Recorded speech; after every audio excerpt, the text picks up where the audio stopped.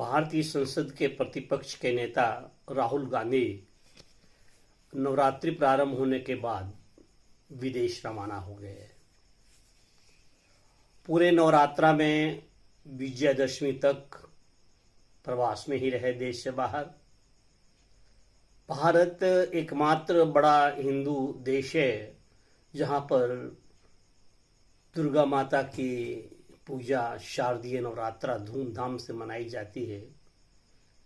पक्ष विपक्ष के नेता देश में रह कर के इस उत्सव का आनंद लें और लिए जाने की परंपरा भी रही है।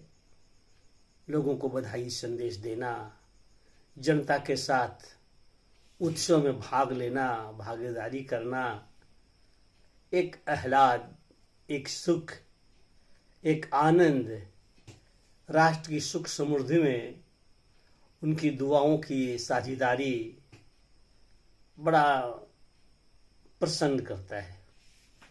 परंतु ये झोला उठाए और निकल गए। कहाँ निकल गए राहुल गांधी? कहाँ निकल लिए? किसके कहने से निकले? आप इस देश के सांसद हैं, सामान्य व्यक्ति तो है नहीं। आपने किससे पूछा? आपने सरकार से अनुमति ली? सरकार से विदेश जाने का कार्यक्रम रखा? किन किन चीज़ों से मिलना, देश के लिए बाहर जाकर के क्या करना, ऐसा कोई उद्देश्य लिख करके दिया? मनमाना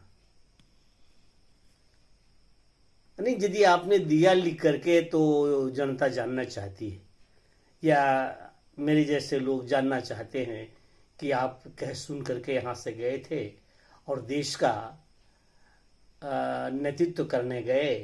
देश के अंदर जो प्रगति हुई है, जो विकास हुआ है, सरकार की बातों को देश दुनिया में पहुंचाने गए, या फिर पूर्व की तरह झोला लटकाए चले गए और जितनी सारी